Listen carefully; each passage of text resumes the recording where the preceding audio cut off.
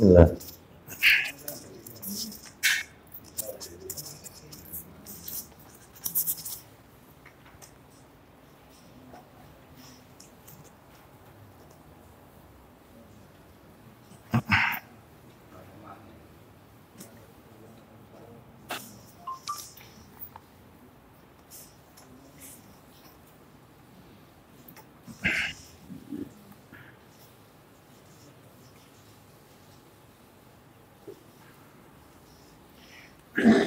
Assalamualaikum warahmatullahi wabarakatuh. Waalaikumsalam warahmatullahi wabarakatuh. Alhamdulillah hamdan katsiran tayyiban mubarakan fi kama yuhibbu rabbuna wa yarda. Wa ashhadu an la ilaha illallah wahdahu la syarika lah. وأشهد أن محمدا عبده ورسوله يا أيها الذين آمنوا اتقوا الله حق تقاته ولا تموتن إلا وأنتم مسلمون أما بعد فإن أصدق الحديث كتاب الله وخير الهدي هدي محمد صلى الله عليه وسلم وشر الأمور محدثاتها وكل محدثة بدعة وكل بدعة ضلالة وكل ضلالة في النار. إخواني في الدين kaum muslimin rahimani wa rahimakumullah. Puji dan syukur kita panjatkan kepada Allah Tabaraka wa Ta'ala atas segala karunia nikmat yang telah Allah berikan kepada kita. Di antara bentuk kenikmatan-kenikmatan tersebut yang kita rasakan pada pagi hari ini adalah Allah Subhanahu wa Ta'ala masih memberikan kesempatan dan kemudahan kepada kita untuk melaksanakan amalan-amalan ketaatan kepada Allah Subhanahu wa Ta'ala. Diawali dengan salat subuh berjamaah, dilanjutkan dengan talabul ilmi, menuntut ilmu, dan berakhir dengan melaksanakan salah satu sunnah Nabi, yaitu salat sunnah isyraq. Semoga rangkaian amal-amal ketaatan yang kita lakukan di pagi hari ini semuanya tercatat di sisi Allah sebagai pemberat timbangan amal kebajikan kita kelak di yaumil mizan. Lebih dari itu, ikhwani fiddin rahimani wa rahimakumullah, kita juga memohon kepada Allah Subhanahu wa Ta'ala agar doa yang Nabi ucapkan untuk umatnya, Allah Subhanahu wa Ta'ala mengabulkannya kepada kita. Apakah doa Nabi tersebut? Rasulullah Sallallahu Alaihi Wasallam, beliau pernah mendoakan umatnya dengan doa keberkahan. Allahumma barik li ummati fi bukuriha. Ya Allah, berikan keberkahan kepada umatku di waktu pagi hari mereka. Semoga Allah Subhanahu wa Ta'ala memberkahi kita semua. Ikhwani fiddin rahimani wa rahimakumullah. Pagi hari ini kita akan melanjutkan materi kita. Seperti biasa, kajian kita di hari Rabu ba'da subuh di Musalla Al-Hidayah. Materinya adalah membahas kitab yang ditulis oleh Syekh Yusuf bin Abdullah bin Yusuf Al-Wabil hafizahullah ta'ala. Kitab yang berjudul Asyratus Sa'ah, yang sudah diterjemahkan ke dalam bahasa Indonesia dengan terjemahan bebas. Ensiklopedi Hari Kiamat menurut sunnah yang sahih. Terakhir kita telah menuntaskan tanda-tanda kiamat tasyabbuh dengan orang-orang kafir. Tanda-tanda kecil kiamat menyerupai, meniru orang-orang kafir. Hari ini kita akan memasuki bab baru, tanda-tanda kiamat kecil berikutnya, yaitu banyak orang yang mencari rizki tanpa mempedulikan halal dan haram dari apa yang ia dapatkan. Jadi kami ulang, tanda-tanda kecil kiamat yang kita bahas pada pagi hari ini adalah banyaknya orang yang mencari rizki tanpa mempedulikan halal dan haram. Ikhwani fiddin rahimani wa rahimakumullah. Kita awali dengan dalil. Di mana dalilnya? Orang-orang yang mencari rizki tanpa peduli rizki yang ia dapatkan dari usaha yang halal ataukah haram, itu termasuk bagian dari tanda-tanda kecil kiamat. Dalilnya disebutkan di dalam riwayat Bukhari dan An-Nasai, termaktub dalam kitab Sahih Targhib wa Tarhib, hadis nomor 1722. 1722. Kita dengarkan an Abi Hurairah radhiyallahu anhu qala Rasulullah sallallahu alaihi wasallam. Silakan. Dari Abu Hurairah radhiyallahu anhu bahwa Rasulullah SAW telah bersabda, Ya'ti 'alan nasi zamanun la yubalil mar'u ma akhada aminal halali aminal harami. Silakan. akan datang kepada manusia suatu zaman, Berarti ini tanda-tanda kiamat. Akan datang suatu masa. Lanjut.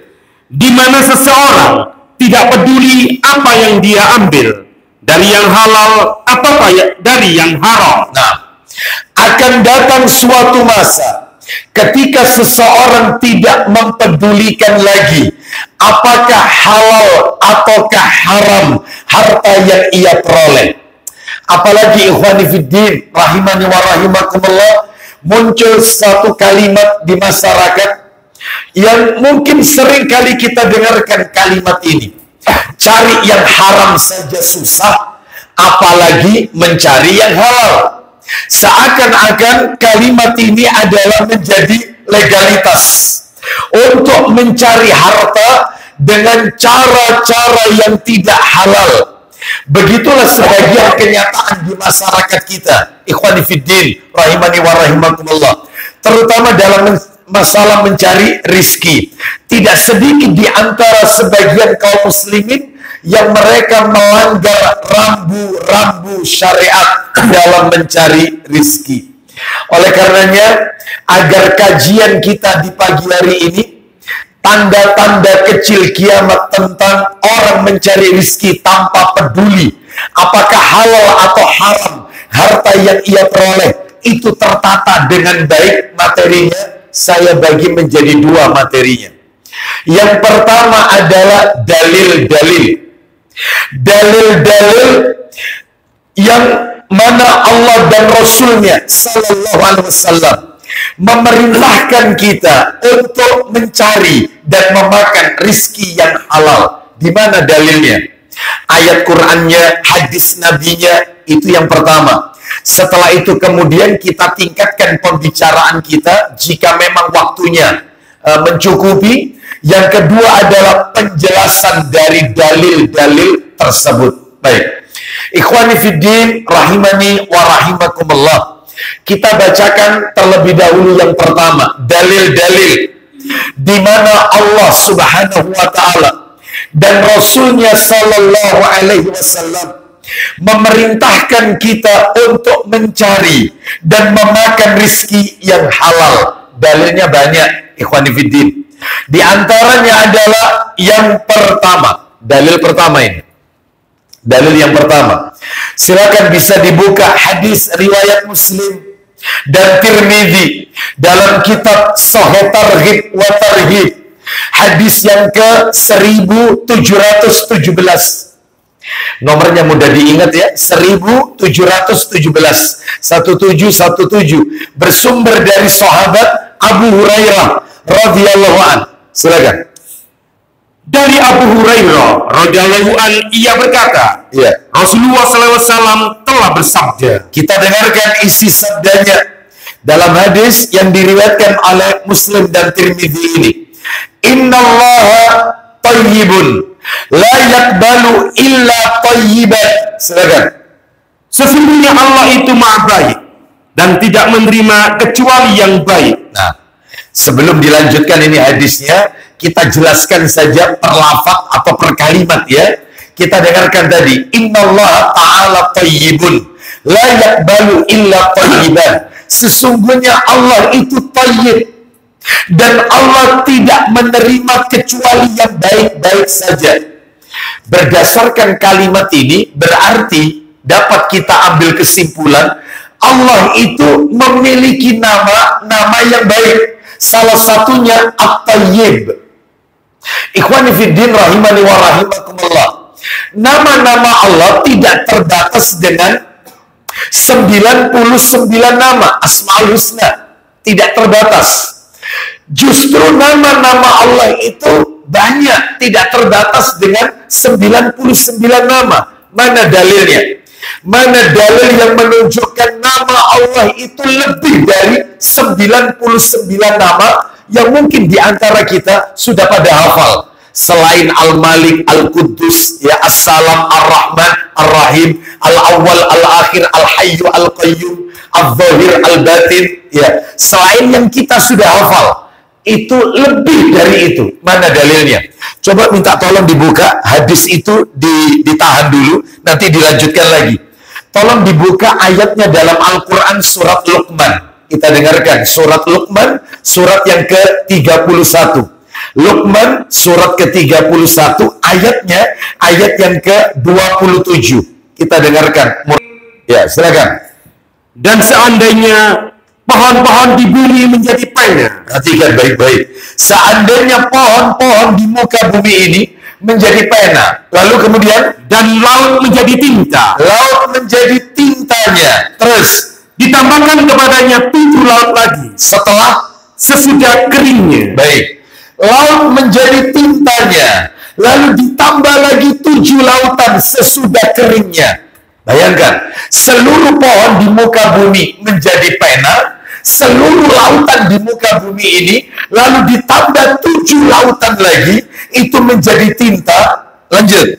Niscaya tidak akan habis-habisnya dituliskan kalimat Allah. Maka tidak akan pernah habis-habisnya ditulis kalimat-kalimat Allah, nama-nama Allah Azza wa Jalla. Lanjut.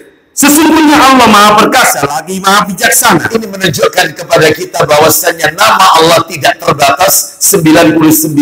Salah satunya Bapak Ibu, salah satunya yang tidak masuk di 99 nama, hadis yang kita dengarkan tadi. Innallaha ta'ala thayyibun la yaqbalu illa thayyiban. Sesungguhnya Allah itu thayyib. Nah, itu yang enggak ada. Apa makna thayyib? Kata para alim ulama, makna thayyib adalah terbebas. Allah terbebas dari segala aib dan kekurangan. Itu maknanya. Allah terbebas dari segala aib dan kekurangan. Allah tidak punya aib. Allah terbebas dari segala kekurangan. Manusia punya aib. Manusia memiliki kekurangan. Allah Rabbul Izzati wal Jalalah tidak memiliki aib dan tidak memiliki kekurangan. Itu makna thayyib. Kita lanjutkan jalan cerita hadisnya karena belum kelar. Masih dalil yang pertama ya. Sahih Targhib wa Tarhib 1717 tadi. Ulang lagi dikit Pak Diri, silakan. Sesungguhnya Allah itu Maha baik Lanjut. dan tidak menerima kecuali yang baik. Baik, kita lanjutkan, yaitu sabda Nabi berikutnya. Rasulullah SAW melanjutkan, wa innallaha amaral mu'minina bima amara bihil mursalin. Silakan. Dan sesungguhnya Allah memerintahkan kepada orang-orang yang beriman apa yang diperintahkannya kepada para rasul. Nah, perhatikan. Ikhwani fiddin rahimani wa rahimakumullah. Kalimatnya. Allah memerintahkan kepada orang-orang yang beriman apa yang diperintahkannya kepada para rasul. Berarti kalau begitu para rasul juga terkena beban syariat. Bukan hanya orang-orang beriman, para rasul pun juga terkena beban syariat. Nah, Allah memerintahkan kepada para rasul, Allah juga perintahkan kepada orang-orang beriman. Lanjut teruskan.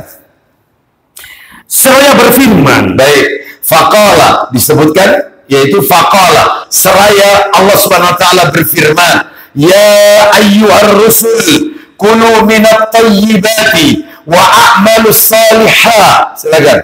di dalam Quran surat Al-Mu'minun ayat 51. Al-Quran surat Al-Mu'minun ayat 51. Apa kata Nabi? Lanjut. Wahai para rasul, Wahai para rasul, makanlah dari makanan yang baik-baik. Nabi saja, para rasul saja diperintahkan oleh Allah untuk mencari rizki, mengkonsumsi yang halal, yang baik. Wahai para rasul, makanlah, yaitu makanan yang baik-baik. Lanjut.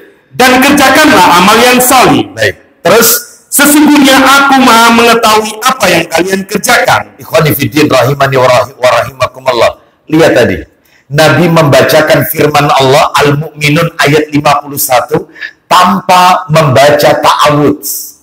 Tanpa membaca ta'awudz. Anda ulang ya. Nabi tadi kan mengatakan faqala. Lalu Nabi bersabda, ya ayyuhar rusul, wahai para rasul, tanpa diawali dengan ta'awudz. Maksudnya apa? Tolong dibedakan, ikhwani fiddin, antara membaca Al-Quran dengan berdalil. Ketika membaca Al-Quran, baca ta'awudz mengawalinya.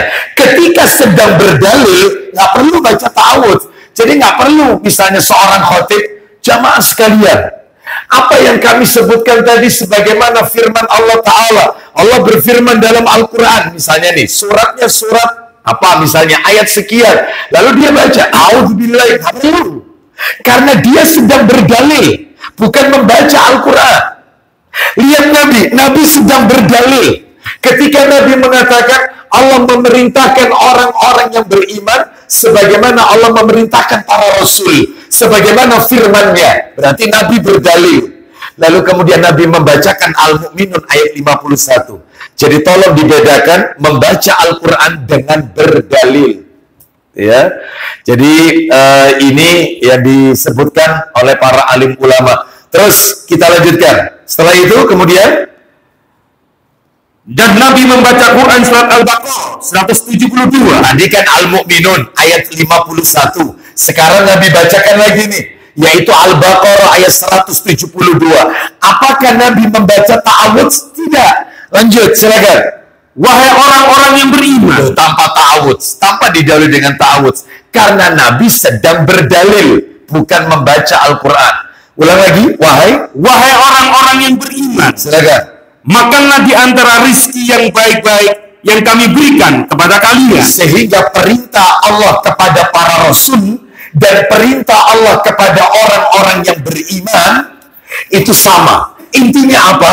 Allah memerintahkan agar mencari rizki, mengkonsumsi, memakan yang halal, bukan yang haram. Ikhwani fiddin rahimani wa rahimakumullah. Coba kita perhatikan tadi surat yang terakhir tadi, Al-Baqarah ayat 172. Ya ayyuhalladzina aman. Kita perlu tahu ya, setiap ayat dalam Al-Quran, diingat-ingat ini ya, setiap ayat dalam Al-Quran yang diawali dengan ya ayyuhalladzina amanu itu mengandung tiga hal yang harus kita ketahui, minimal 3 hal. Jadi kalau ikhwani fiddin rahimani wa rahimakumullah baca Al-Quran itu selalu diawali ya ayyuhalladzina amanu, maka ingat 3 hal ini. Apakah dia? 1, ayat itu pasti turun di Madinah, nggak mungkin Makkiyah, selalu Madaniyah. Setiap ayat yang diawali ya ayyuhalladzina amanu turunnya Madaniyah. Yang kedua, di dalam Al-Quran yang diawali dengan ya ayyuhalladzina amanu, wahai orang-orang yang beriman, itu jumlahnya total ya 114 surat ya, 30 juz Ya, 6.000 sekian, ada yang mengatakan 6.666 ayat, ada yang mengatakan 6.236 ayat. Baik, perbedaannya cuma basmalah masuk ayat atau tidak dan seterusnya. Maka total 88 kali Allah menyebut, yaitu dengan memakai panggilan ya ayyuhalladzina amanu. 88 kali. Dan yang ketiga, ini yang menarik ini. Setiap ayat yang diawali dengan ya ayyuhalladzina amanu memiliki dua kemungkinan, dua opsi. Opsi pertama, ayat berikutnya perintah. Opsi berikutnya larangan. Lihat belakangnya selalu. Contoh, tadi kita dengarkan ya ayyuhalladzina amanu kulu min thayyibati ma razaqnakum. Wahai orang-orang yang beriman, makanlah yang baik-baik. Itu ya. Berarti ini perintah. Ada lagi surat Al-Anfal ayat yang ke-27. Ya ayyuhalladzina amanu la takhunullaha wa rasulah wa takhunu amanatikum wa antum ta'lamun. Wahai orang-orang yang beriman, janganlah, larangan berarti, janganlah kalian mengkhianati Allah dan Rasul Muhammad, dan janganlah kalian mengkhianati amanah-amanah yang dipercayakan kepada kalian, sedangkan kalian mengetahui. Ada lagi ayat tentang puasa. Ya ayyuhalladzina amanu kutiba alaikumusiyam. Wahai orang-orang yang beriman, diwajibkan atas kalian berpuasa. Jadi intinya setiap ayat yang diawali ya ayyuhalladzina amanu, kalau tidak perintah atau larangan. Ayat setelahnya perintah atau larangan. Baik, kita lanjutkan sekarang. Lalu Nabi melanjutkan sabdanya. Ini masih dalil pertama ya. Summa dzakara rajula yutilus safar. Silakan. Kemudian beliau menyebutkan seorang laki-laki yang melakukan perjalanan jauh. Baik. Nabi Shallallahu Alaihi Wasallam menceritakan tentang seorang laki-laki yang melakukan perjalanan safar, perjalanan jauh. Terus kemudian apa yang terjadi? Dengan rambut kusut penuh dengan debu. Baik. Dengan rambut kusut penuh dengan debu. Karena jauhnya perjalanan, rambutnya sampai kusut masai dan berdebu. Saking jauhnya perjalanan, Nabi menceritakan. Terus kemudian sambil mengangkat kedua tangan ke atas. Sambil mengangkat kedua tangan ke atas. Ya, menengadahkan tangannya ke atas. Lanjut. Dan mengatakan, silakan. Ya Rob, ya Rob. Baik, ya Rob, ya Rob. Baik. Sebelum dilanjutkan hadis ini, perlu antum ketahui, orang yang diceritakan oleh Nabi ini, semestinya sudah memenuhi syarat doanya terkabul. Loh kok bisa? Antum lihat tadi. Yang pertama dia musafir. Doanya musafir mustajab. Satu musafir. Yang kedua dalam keadaan kusut masai berdebu. Nanti tak tunjukkan dalil-dalilnya ini. Maka doanya mesti mustajab. Orang yang penuh dengan rambut yang kusut masai terus berdebu, ya, maka doanya nggak mungkin ditolak oleh Allah. Ini yang kedua. Yang ketiga, mengangkat kedua tangan, nggak mungkin ditolak. Orang kalau sudah mengangkat kedua tangan, sampai-sampai kata Nabi, Allah malu tidak memperkenankan doa orang itu. Artinya salah satu tips doa mustajab, mengangkat kedua tangan. Orang ini memenuhi syarat. Dan yang keempat terakhir, orang ini memakai lafaz doanya ya Rob. Itu semua lafaz doa dalam Al-Quran. Coba antum perhatikan, semua isi doa dalam Al-Quran selalu pakai Rabbana. Nggak ada Allahumma.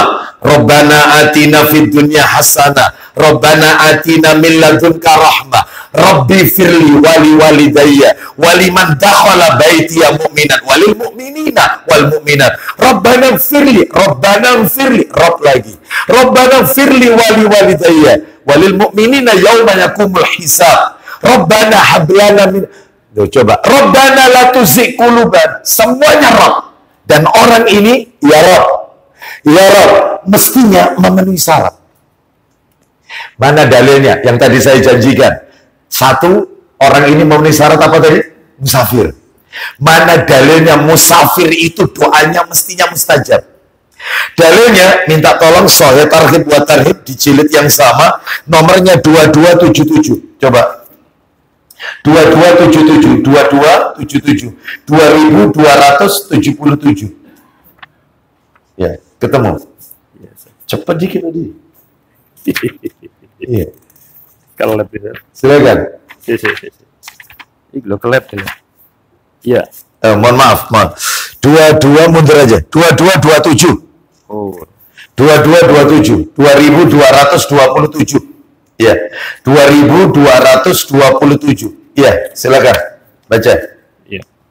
Dari Uqbah. Iya. Dari Uqbah bin Amir al-Juhani radhiyallahu an, dari Nabi SAW, beliau bersabda, Salah satu tustajabu da'watuhum. Silakan. ada 3 manusia yang doa mereka dikabulkan. 3 orang doanya diijabah, pasti dikabulkan. Yang pertama al-walid, Yaitu orang tua. doanya orang tua kepada anaknya mustajab. Terus wal musafir, Seorang musafir. masuk di sini. Terus terakhir wal madlum, Dan orang yang terzalimi. orang yang teraniaya, doanya mustajab. Baik. Yang kedua, keadaan orang tadi. Selain dia musafir, yang kedua dalam keadaan kusut masai berdebu. Di mana dalilnya? Orang itu kalau dalam keadaan kusut masai berdebu, doanya mustajab. Kita dengarkan Sahih Targhib wa Tarhib jilid, oh mohon maaf kitabnya nggak saya bawa ya, yaitu di jilid yang ketiga. Jilid yang ketiga. Nah, atau Sahih Muslim nggak apa-apa deh, Sahih Muslim aja. Daripada nggak dibaca, Sahih Muslim yang nomor asli nomor 2622. 2622. Coba dibuka. Sahih Muslim nomor 2622. Kita dengarkan. Ya, silakan. Iya. Baca. Abu Hurairah. Iya, silakan. Dari Abu Hurairah radhiyallahu an, bahwa Rasulullah SAW, beliau bersabda, Silakan terjemahnya. berapa banyak orang yang rambutnya kusut, Ulang lagi. berapa banyak orang yang rambutnya kusut, Terus tampak dihinakan apa dihinakan orang dia? Lanjut. dan diusir oleh orang-orang. Lalu dia diusir oleh orang-orang karena pakaiannya, karena rambutnya kusut masih berdebu. Orang pun jijik dekat sama dia. Lanjut. Namun apabila ia berdoa kepada Allah, sungguh Allah akan mengabulkannya. Allah pasti mengabulkannya. Dalam keadaan kusut masih berdebu, orang pun nggak mau enggan duduk bersamanya. Tapi doanya orang ini mustajab, diterima oleh Allah. Orang tadi sudah memenuhi syarat. Selain musafir, terus rambutnya kusut masih berdebu. Yang ketiga, mengangkat kedua tangan.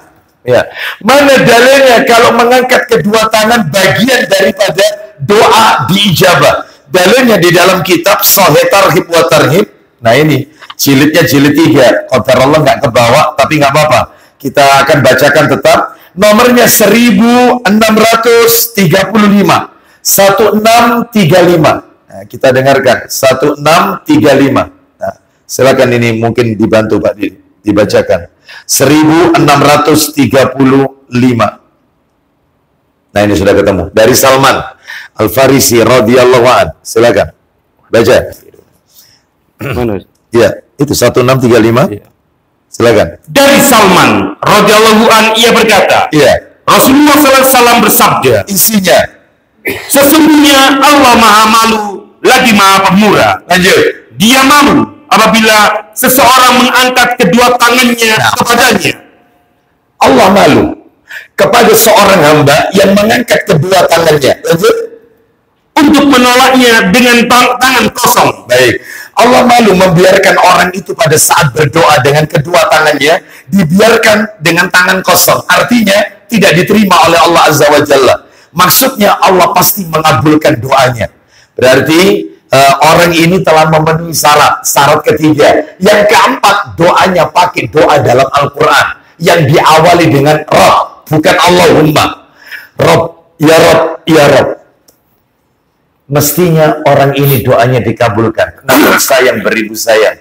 Orang ini doanya tertolak, tidak diterima oleh Allah. Padahal sudah memenuhi syarat. Kenapa? Ulang lagi mundur sedikit Pak Didi. Yang tadi 1717. Nabi sebutkan, silakan, summa zakara rajul yutilus safar. Silakan. Rasulullah SAW menyebutkan. Kemudian beliau menyebutkan seorang laki-laki yang melakukan perjalanan jauh dengan rambut kusut penuh debu, Lanjut. sambil mengangkat kedua tangannya ke atas dan mengatakan, Silakan. ya Rob, ya Rob, Lanjut. sedangkan makanannya dari yang haram. Dia suka mengkonsumsi barang yang haram. Ya, yang haram. Nah, haram itu ada dua, ikhwani fiddin. Ada haram zat, ada haram sifat. Ya, apa haram zat? Zat makanannya haram. Kalau haram sifat maknanya dia mencari rizki dari usaha pekerjaan yang haram. Lalu dia berikan makanan, maka akan jadi daging haram. Ya. Kalau haram zat contohnya kayak apa? Haram zat banyak. Jadi kalau kita lihat di dalam Al-Quran dan As-Sunnah, yang namanya makanan-makanan yang zatnya diharamkan oleh Allah dan Rasulnya banyak. Di antaranya bangkai, itu jelas zatnya haram. Bangkai. Yang kedua darah. Yang ketiga adalah darah ini tidak ya. Yang ketiga daging babi. Terus kemudian yang keempat, setiap sembelihan yang tidak disebut nama Allah, maka haram. Termasuk juga yang kelima, setiap sembelihan yang ditujukan kepada selain Allah, sesajen. Ya, seperti itu. Meskipun dia baca bismillah, tetapi makanan itu diperuntukkan untuk jin penguasa alam.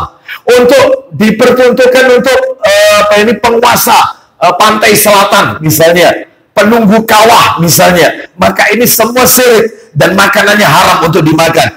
Termasuk hewan yang diterkam oleh binatang buas, seperti diterkam oleh harimau, serigala dan yang lainnya. Nah, sekalipun darahnya mengalir pada bagian lehernya yang kena, maka ini juga tidak diperbolehkan untuk dikonsumsi. Termasuk hewan yang diperintahkan oleh agama supaya dibunuh. Kan ada hewan-hewan fawasik, hewan-hewan perusak yang kita kalau ketemu harus dibunuh. Bahkan meskipun di tanah haram, sekalipun kita pakai baju ihram, ketemu hewannya harus dibunuh. Maka nggak boleh dimakan ini. Hewan-hewan yang wajib dibunuh. Memangnya ada berapa? Banyak. Di antaranya burung gagak, burung elang, ular, anjing hitam legam. Lalu kemudian juga di antaranya adalah hewannya cicak, kemudian dia tikus, kalajengking. Nah, ini adalah hewan-hewan fawasik, hewan-hewan perusak yang kalau ketemu harus dibunuh. Ya, makanya kalau kita punya tetangga, misal, tapi di sini nggak ada ya, nggak ada. Misalnya dia punya anjing warnanya hitam, tidak ada warna lain kecuali hanya hitam di tubuhnya. Maka antum bilang sama tetangga sambil bawa hadis Sahih Muslim. Qala Rasulullah SAW, ya, ini kita disuruh membunuh, yaitu anjing yang berwarna hitam legam. Ya, kira-kira diizinkan atau tidak? Insya Allah ribut. Ya, insya Allah tidak diizinkan. Padahal itu harus dibunuh karena dia jelmaan syaitan. Ya, nah ini tidak. Ya, tikus harus dibunuh. Ini enggak, malah memelihara hamster. Buat lucu-lucuan. Iya. Kalau marmut Ustaz, kemarin ada yang tanya. Kalau marmut ya apa? Pertanyaan saya, marmut itu satu spesies tidak sama tikus. Iya, kalau satu spesies maka nggak boleh. Beda sama kelinci, beda. Iya, beda dengan kelinci. Ini hewan-hewan yang tidak, hewan-hewan yang harus dibunuh. Termasuk yang tidak boleh dimakan karena zatnya ya, zatnya. Hewan-hewan yang tidak boleh dibunuh. Kalau tadi harus dibunuh. Ketemu harus dibunuh. Bunuh cicak sekali bunuh 100 pahalanya. 2 kali pukul langsung mati, kurang dari 100 pahalanya. Jadi kalau kita misalnya lagi libur, nggak ada kerjaan, ya, nggak apa-apa ingin cari pahala yang besar, berburu cicak. Ya. Karena ini hewan yang harus dibunuh, makanya nggak boleh dimakan. Ini ada hewan yang tidak boleh dibunuh. Apa saja? Burung hudhud, nggak boleh dibunuh. Ya. Terus katak, nggak boleh dibunuh. Katak. Karena katak ini malah dijadikan suiki. Katak ini hewan, kata Nabi, yang banyak berzikir kepada Allah Azza wa Jalla. Suaranya ini bentuk zikir kepada Allah. Nggak boleh dibunuh. Makanya nggak boleh dibunuh aja nggak boleh, apalagi dikonsumsi. Yang ketiga semut. Semut nggak boleh. Ini baru satu. pides. Iya. Semut ada di rumah kita langsung disemprot. Jas. Nggak boleh. Lu semut merah, hatta semut pink. Hatta pink warnanya. Tetap nggak boleh. Tetap nggak boleh. Karena apa? Karena ini hewan yang paling banyak berzikir kepada Allah. Kasih kapur aja, kapur semut atau mungkin disingkirkan. Ya balik lagi Ustaz. Nggak apa-apa. Karena apa? Karena hewan ini nggak boleh dibunuh. Ya, termasuk juga diantaranya burung surat dan seterusnya. Allah alam bisawab. Jadi ini termasuk diantaranya dari zat ya, makanan yang tidak boleh dimakan. Diantaranya adalah burung yang berkuku tajam, yang dia mencengkram, yaitu untuk menangkap buruannya. Ya, seperti burung elang dan seterusnya, maka ini tidak boleh dimakan. Termasuk binatang buas yang bertaring, maka ini nggak boleh dimakan. Termasuk yaitu diantaranya adalah hewan jalalah. Jalalah, hewan pemakan kotoran. Pemakan kotoran. Lele berarti Ustaz. Iya, pemakan kotoran. Baik. Jadi begini katanya para ulama. Hewan jalalah ini boleh kita makan dengan syarat. Harus kita tangkarkan dan diberikan makanan sesuai makanan normalnya. Contoh, lele. Kalau Anda lihat, lele itu warna asalnya dia hitam keabu-abuan. Itu warna dasar lele. Tapi terkadang dia berwarna kekuningan, berarti dia makan kotoran. Maka caranya adalah supaya lele ini bisa dikonsumsi. Kalau lelenya masih hidup ya, maka kita tangkarkan, dialihkan, kita berikan makanan normalnya. Apa? Mungkin pur atau dedak atau apapun, nanti akan berubah dia.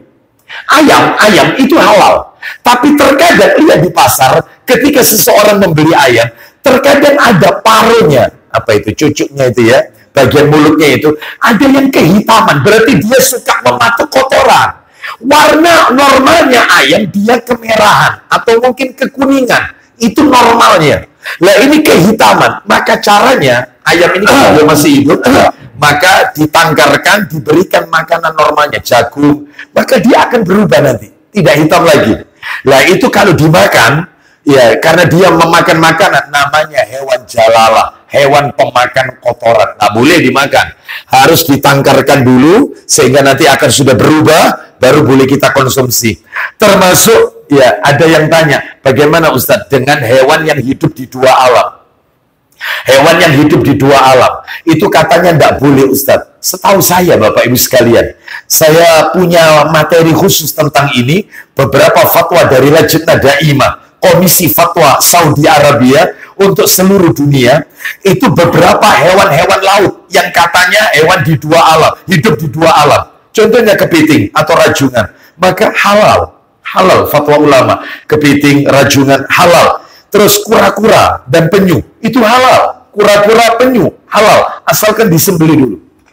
Ya, dia halal. Termasuk diantaranya adalah anjing laut, halal. Anjing laut, dia bisa di laut, dia bisa di daratan, halal dikonsumsi. Termasuk landak laut, ini fatwa Lajnah halal. Ya, termasuk juga diantaranya kuda laut, halal. Ya, seperti itu. Lah kalau kodok haram, kata, karena hewan yang tidak boleh dibunuh saja nggak boleh, apalagi dimakan. Baik, jadi haram ini ada dua ya, ada haram zat, ada haram sifat. Adapun kalau haram sifat adalah hasil usaha pekerjaan yang haram, pekerjaannya di dalamnya bercampur riba. Nah, pekerjaannya di dalamnya ada unsur syubhat. Dia bekerja dengan menggunakan suap menyuap, riswah, ya, seperti itu. Maka ini haram. Ya, baik. Terus apalagi Pak Didi? Selain makanannya haram, dia mengkonsumsi makanan haram. Lanjut, Minumannya dari yang haram. minumannya haram. Haram zatnya homer haram zatnya. Haram sifat, maaf, air yang ada dalam kemasan ini halal. Air putih ini halal. Tapi dia bisa berubah menjadi haram, masuk ke tubuh kita ketika kita membeli air ini dari usaha rizki yang haram, maka dia akan jadi haram. Seperti itu. Makanya tugasnya laki-laki ini berat, ikhwan fillah. Sekali dia salah dalam mencari rizki, itu dampaknya ke istri dan anak. maka doanya nggak mungkin diijabah oleh Allah. Lanjut teruskan. Selain makanan, minuman, terus pakaiannya dari yang haram. Pakaiannya dari yang haram. Maksudnya haram sama seperti tadi. Haram zat, sutra. Bagi laki-laki nggak boleh. Sarung sutra, gamisnya sutra, pakaiannya meskipun campur katun dan seterusnya. Sutra haram untuk laki-laki, halal untuk wanita. Atau haram sifat. Dia bekerja menipu orang, hasil korupsi dibelikan sarung atau baju koko, dipakai sholat, nggak diterima sholatnya oleh Allah Azza wa Jalla. Karena yang dia pakai baju itu diambilkan dari rizki yang usaha yang tidak halal, alias haram, akan diterima. Terus kemudian selain pakaiannya lanjut, dan dibesarkan dengan yang haram. Mulai kecil dikasih makan oleh orang tuanya barang haram. Maka fa'anna yustajabu lidzalik. Silakan. Maka bagaimana mungkin doanya akan dikabulkan karenanya? Bagaimana mungkin Allah akan mengabulkan doanya? Karena yang ada dalam dirinya semuanya haram. Ya. Kemarin ada yang tanya, menarik. Ustadz, gimana kalau seorang istri suaminya bekerja di tempat ribawi, lembaganya lembaga ribawi, dan dia punya anak yang belum dewasa, masih kecil. Apa hukumnya istri menerima nafkah dari usaha suami yang haram? Maka kata para alim ulama, ya, itu ada dua fatwanya. Fatwa yang pertama, jika si istri ini tidak mampu berusaha, tidak memiliki usaha lain, ya, dia tidak punya skill untuk usaha lain, maka mudah-mudahan ini masuk kategori terpaksa, terkondisikan. Sebagaimana Allah sebutkan dalam Al-Quran surat Al-Baqarah ayat 173. Antum ingat, nanti dibaca sendiri, Al-Baqarah 173. Bangkai haram, babi haram. Tapi satu kondisi menjadi halal, kita makan karena terkondisikan. Gak ada makanan lain soalnya. Demikian juga seorang wanita, seorang istri, yang gak punya usaha lain. Dia tidak mendapatkan sumber pendapatan lain, murni total dari suaminya. Maka yang seperti ini dimaafkan, yang dosa suaminya. Tetapi jika dia bisa berusaha, apalagi anak-anaknya sudah dewasa, maka seyogyanya dia makan dari hasil usaha anaknya. Mungkin dia bisa berkata kepada anaknya, kau bekerja yang halal, tolong ini kau kasih makan saja dari usahamu yang halal. Ini usahanya abimu, ini usaha yang syubhat, usaha yang yang tidak diridhai oleh Allah Subhanahu wa taala. Di dalamnya penuh dengan syubhat. Ya, sehingga pemberian suami nggak usah dimakan, dari anak saja. Ini kalau memang memungkinkan. Kalau tidak, maka insya Allah masuk kategori terkondisikan. Sebagaimana surat Al-Baqarah di ayat yang ke-173. Baik, kita lanjutkan sekarang dalil nomor 2. Tadi kan dalil yang pertama, sekarang dalil yang kedua. Tentang pentingnya mencari rizki yang halal. Yang kedua adalah minta tolong sahih targhib wa tarhib, atau silsilah hadis sahih saja. Saya bawakan ini kitabnya, silsilah hadis sahih. Nomor 1012. Silsilah hadis sahih nomor 1012. Nomor aslinya nomor berapa Pak Didik? Nomor aslinya silakan. 2866. 2866 itu nomor aslinya di kitab silsilah hadis sahih. Merinding saya kalau baca hadis ini. Kenapa? Kita dengarkan sama-sama. Silakan dibaca dari Abdullah bin Mas'ud radhiyallahu an. Silakan. Dari Abdullah bin Mas'ud radhiyallahu an, sesungguhnya tidak ada satupun perkara. Ada yang terpotong secara marfu. Iya, ulang lagi. Jangan dikorupsi. Dibaca aja. Ya, apa? Dari Abdullah bin Mas'ud radhiyallahu an secara marfu. Maksudnya secara marfu ini, ikhwani fiddin, hadis itu ada dua. Ada secara marfu, ada secara mauquf. Kalau secara marfu kembali ke Rasulullah. Berarti boleh kita katakan Abdullah bin Mas'ud radhiyallahu an berkata, Rasulullah SAW bersabda. Itu marfu. Ya, adapun kalau mauquf berhenti pada sahabat, perkataan sahabat, asar sahabat. Jadi tidak dinisbatkan ke Rasulullah, tetapi perkataan sahabat. Lah ini marfu, berarti sabda Nabi. Ulang lagi, dari Abdullah bin Mas'ud. Dari Abdullah bin Mas'ud radhiyallahu an, ya, secara marfu. Lanjut. Sesungguhnya tidak ada satupun perkara yang dapat mendekatkan kalian kepada surga, melainkan aku sudah memerintahkannya kepada kalian. Lihat sabda Nabi, innahu laisa syai'un yuqarribukum ilal jannah illa qad amartukum bih. Tidak ada satu perkara yang dapat mendekatkan kalian ke surga, melainkan aku sudah perintahkan semua kepada kalian. Walaysa syai'un yuqarribukum ilan nar illa qad nahaitukum anhu. Silakan. Dan tidak ada satupun perkara yang dapat mendekatkan kalian kepada neraka, melainkan aku sudah melarang kalian darinya. Melainkan aku sudah larang kalian. Ini jalan menuju surga sudah aku perintahkan. Ini jalan menuju ke neraka, tinggalkan, jauhi, jangan didekati. Semua sudah aku sampaikan. Ini sabda Nabi ini. Lalu kemudian, nah mulai sekarang, inna ruhal kudusi nafasa fi ru'i. Silakan. Sesungguhnya Roh Kudus, yaitu Jibril alaihissalam, telah memberitahukan kepada jiwaku. Stop. Jadi nama lain daripada malaikat Jibril ini banyak. Di antaranya Ruhul Kudus. Ya, ini nama lain daripada malaikat Jibril. Jibril juga memiliki nama lain Ruhul Amin. Ruhul Amin.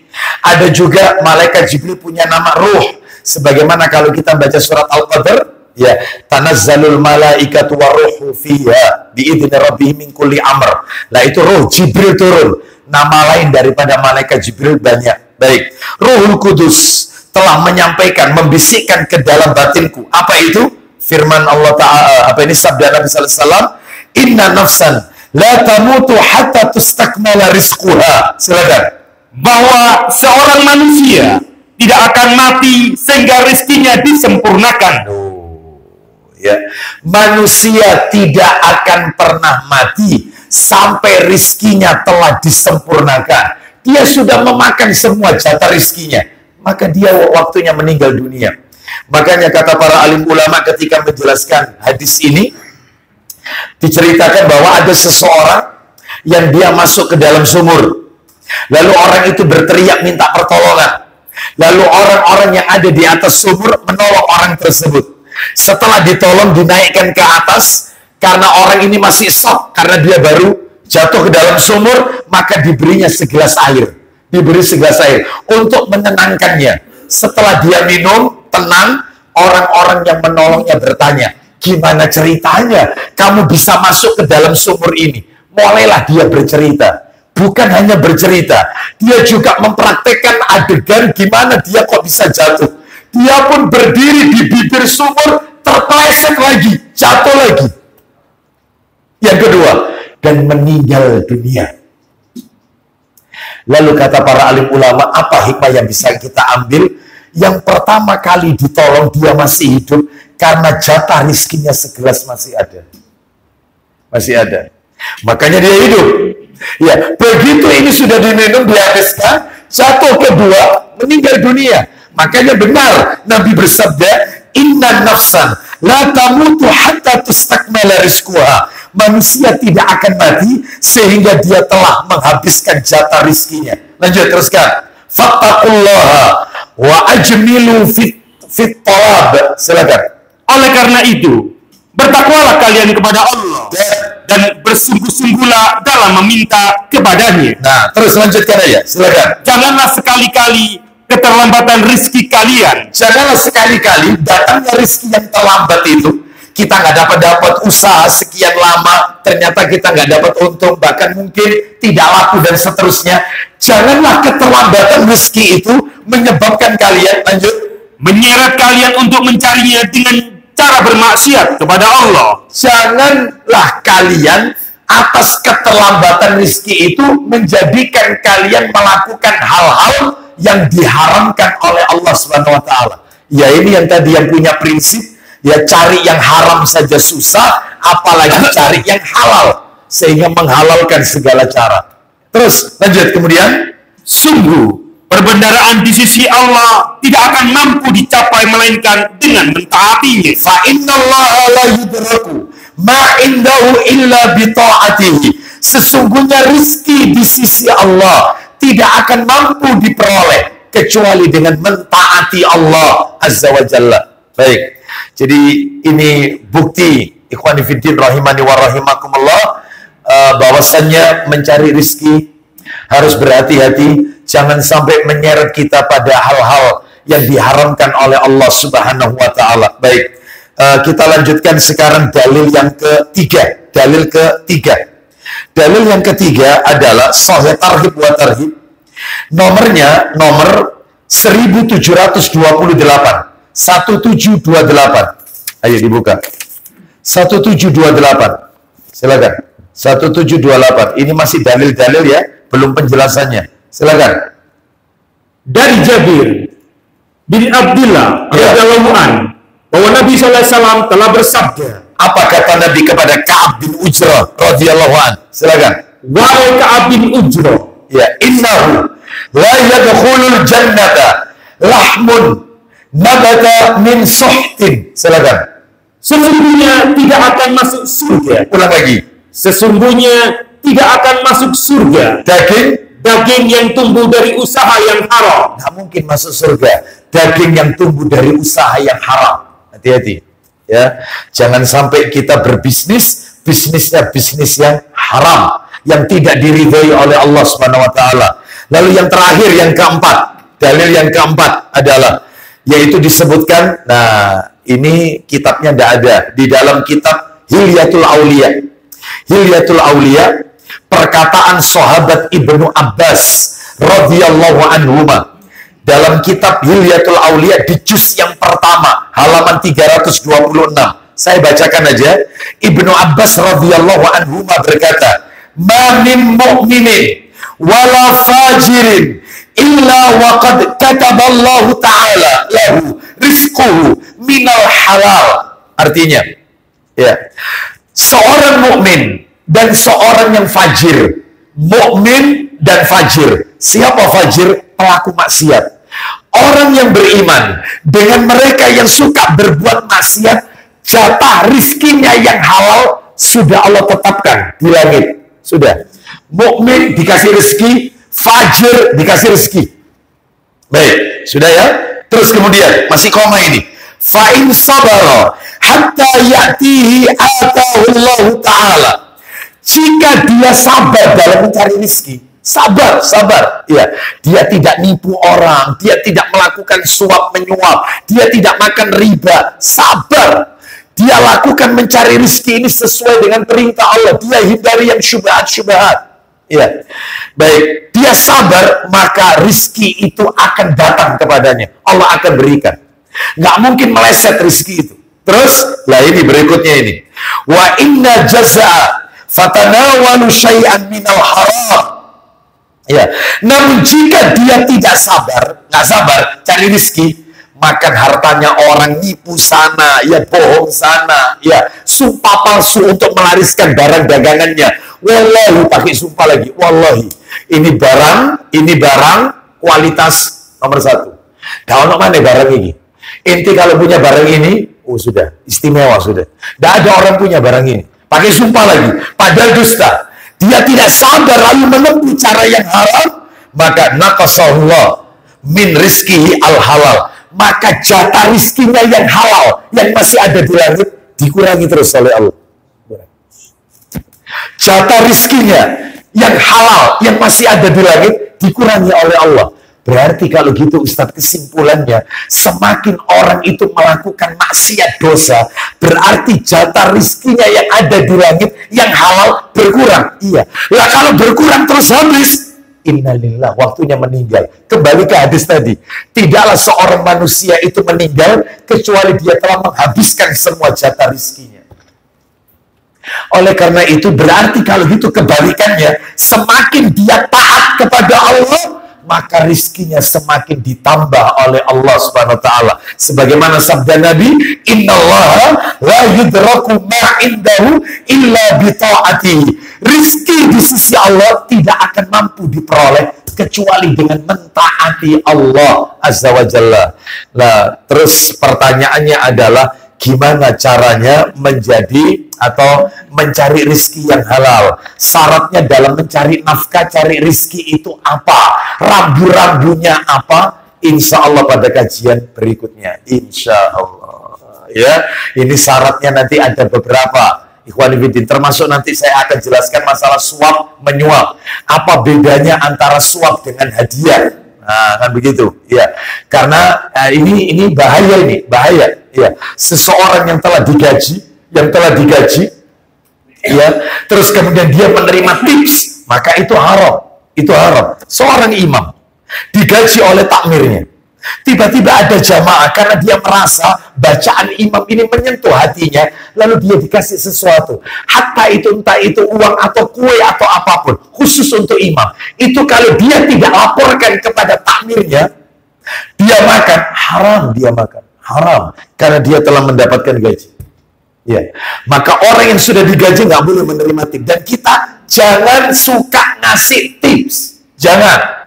Ya, saya pernah parkir di salah satu mall, ya, karena saya ada jadwal kajian waktu itu di Royal Plaza, ya, karena di sana ada Masjid Al Hijrah, gitu ya, di lantai 8 waktu itu. Sekarang sudah nggak ada lagi jadwal di situ. Nah, pada waktu parkir di depan itu ada 2 mobil. Saya lihat kacanya dibuka, mobil paling depan mengulurkan uang 50 ribuan. Mas, itu enak dapat parkirnya, langsung pas. Ya, sini mas. Mobil di depan saya, mobil kedua persis depan saya, mengeluarkan uang 20 ribuan, dicarikan tempat juga agak enak. Begitu saya maju, mas, di mana mas parkirnya? Saya mau ngisi kajian mas di masjid ini. Atas, ya. Full. Loh, itu kan masih ada atas. Saya tanya masnya sudah digaji nggak sama mall ini? Loh, sudah, saya digaji. Dan Anda menerima tips dari 2 mobil di depan saya tadi. Dan itu kalau Anda laporkan kepada pimpinan Anda, maka itu rezeki yang haram. Saya cuma menasihati mas ya, amar ma'ruf nahi mungkar, minta maaf, terima kasih. Sudah, cari parkir di atas. Nggak boleh makan apa-apa terus kemudian kita kasih tips, ya Pak. Nggak boleh. Nah terus Ustaz, ya apa Ustaz? Waiters, pelayan, dia dapat tips dari orang yang makan di situ, maka nggak boleh. Nah caranya gimana? Caranya adalah kalau itu dapat tips, maka laporkan kepada pemilik restoran. Terus gimana sikapnya pemilik restoran supaya enak? Kasih celengan besar, kotak besar, setiap tips dari pelanggan masukkan di situ. Akhir bulan bagi rata. Sehingga kalau tidak dibagi rata, diperbolehkan waiters itu menerima tips, yang kasihan bagian kora-kora. Kasihan, dia tidak dapat apa-apa. Yang kasihan parkir di depan, kasihan. Maka masukkan ke situ, akhir bulan bagi rata seluruh karyawan. Aman. Maka jangan pegawai negeri, termasuk guru-guru, maaf TPG, ya, atau guru-guru sekolah. Ada salah satu murid wali santri yang dia karena anaknya itu nilainya baik, si guru dikasih hadiah. Ya, terus sama si guru dimakan, diambil sendiri sama dia. Boleh, haram hukumnya karena dia sudah digaji oleh lembaga tersebut. Nah, terus laporkan. Kalau pimpinannya mengatakan rezekimu ambil, nggak apa-apa. Tapi kalau pimpinannya mengatakan terusin, ya sudah, ya. Apakah dia akan mendapatkan uang itu kalau dia tidak bekerja di lembaga itu? Nggak mungkin. Dia dapat itu gara-gara termasuk hadam, pembantu. Kita suruh dia ke tetangga, sama tetangga, Mbak Iki Mbak itu kerupuk misalnya 5.000, 10.000. Itu nggak dilaporkan ke kita, haram. Karena dia sudah digaji. Nah ini nanti pembahasan rinci detailnya, insya Allah pada kesempatan berikutnya. Masalah suap menyuap, masalah bisnis yang halal, bagaimana menjadi pengusaha, mencari rezeki yang halal dan seterusnya. Wallahu a'lam bishawab. Termasuk nanti kita akan bahas, kita harus menyuap karena apa? Karena urusan kita yaitu dihalang-halangi. Sebab semuanya Ustadz sekarang harus under table, Ustadz. Harus ada di bawah meja. Semua kalau ada uang di bawah meja lancar urusan. Ya, seperti itu. Gimana Ustadz? Kalau tidak dikasih urusan nggak kelar. Ya apa? Jawabannya pekan berikutnya, insya Allah. Ya, mudah-mudahan. Ikhwan fillah rahimani wa rahimakumullah. Sebelum mungkin Bapak berada yang bertanya, sebelumnya saya sampaikan pekan depan saya uzur ya, pekan depan saya safar. Ya, insya Allah pekan berikutnya lagi, insya Allah saya sudah datang. Berarti Rabu depan uzur, Rabu depannya lagi, insya Allah bisa kita ketemu lagi, insya Allah. Silakan Bapak. Iya. Parkir. Nah. Iya. Iya, parkir tertulis 2.000, tapi dia mintanya 5.000.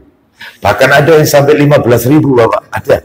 Iya, saya pernah yang kena prank kayak begini pernah. Iya, parkirnya mahal, padahal ini bukan vali, padahal ini tempatnya biasa. Baik, gimana? Kalau itu dia ambil dan dia laporkan kepada pimpinannya, pimpinan, artinya yang mengurusi dinas apa ini? Parkirin. Disub. Ya, itu disampaikan, nggak masalah. Nggak masalah. Tapi kalau itu murni untuk kepentingan dia sendiri, maka ini tentunya haram. Apa yang sudah ditetapkan oleh ulil amri dalam hal ini disub, yang mewakilinya, maka ya itu aja yang diambil. Itu aja yang diambil. Adapun kalau dia mentargetkan lebih dari itu, ya, maka ini harus disampaikan kepada yaitu dinas yang terkait. Sebab jika tidak dilaporkan, maka itu yang namanya syubhat, dan itu haram untuk kita makan. Wallahu a'lam bishawab. Ya, baik, demikian. Semoga menjadi tambahan ilmu. Iya, silakan. Terakhir.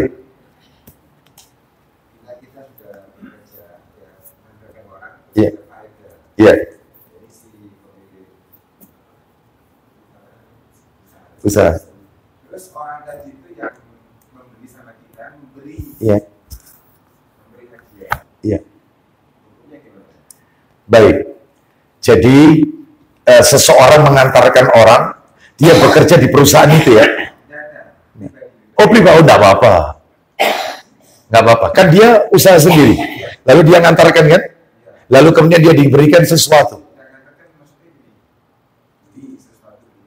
Iya. Iya. Enggak apa-apa, hadiah. Boleh, diperbolehkan. Bahkan disunahkan kita disuruh lunak dalam berjual beli. Misalnya ketika seseorang membeli kepada kita, kita kasih hadiah. Sudah clear ini, maka kita kasih hadiah. Sebagaimana Nabi SAW, yaitu ketika beliau berhutang kepada orang Yahudi, belum waktunya jatuh tempo, si Yahudi ini ingin menjelek-jelekkan nama Nabi, maka ditagih hutang itu. Kata Nabi, berikan saja utangku kepada orang ini. Aku utang sama dia onta kurus. Kata para sahabat, wahai Rasulullah, kau hutang kepada orang Yahudi ini onta kurus. Sedangkan yang kita miliki ini onta yang gemuk-gemuk. Maka kata Nabi, sebaik-baik orang yang mengembalikan pinjaman, memberikan kelebihan. Nggak apa-apa. Itu. Asalkan tidak disyaratkan di awal. Ya, kamu bayar sekian, nanti tolong kamu lebihkan. Nah, ini namanya riba. Nggak boleh. Atau mengharap. Mudah-mudahan ngerti. Mudah-mudahan, ya. Dia ngasih saya kelebihan. Nah, itu nggak boleh juga. Ya, dikasih kelebihan, alhamdulillah itu hadiah. Tidak, maka tidak mengapa. Wallahu a'lam bishawab. Iya. Saya sudah mengira kalau pembahasan ini pasti ditanya. Ini saya berada di tempat perdagangan ini. Ya. Silakan. Ya. Tips. Pom bensin. Kita bekerja enggak di perusahaan. Nah, nggak boleh. Nggak boleh kita terima. Atau kita terima, kita laporkan kepada pimpinan perusahaan tersebut. Ya. Wallahu a'lam bishawab. Tukang ledeng, tukang PLN. Jelas, no tips. Jelas ini, no tips. Ya Allah Ustaz, panas-panas Ustaz, menek genteng Ustaz, sakno kita orang Ustaz, tak kasih. Dia sudah digaji. Maka jangan gegabah, jangan sering-sering kita memberi tips. Di hotel, tas kita dibawakan sama billboy. Set, masuk kamar. Udah, kita kasih tips. Mas, ini mas. Dia digaji. Dia sudah, kita salah, kita kena dosanya. Dia kalau tidak amanah, tidak dilaporkan, dia juga berdosa. Makanya jangan memberikan peluang kesempatan orang untuk melakukan dosa. Meskipun orang itu, pokoknya kita uang ini medit, nek dia apa, itu gak ngei. Loh, saya itu justru kasihan kepada Anda. Seperti itu, paham ya? Sampai di sini.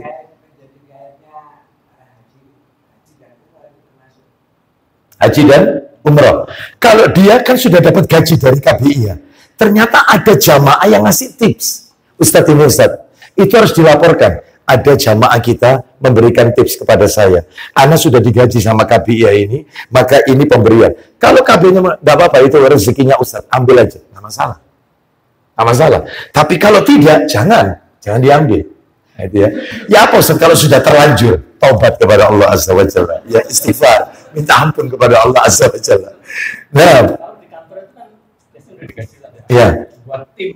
Tim. Ya. Nggak boleh, karena kan dia sudah digaji di kantor itu. Iya. Wallahu a'lam bishawab.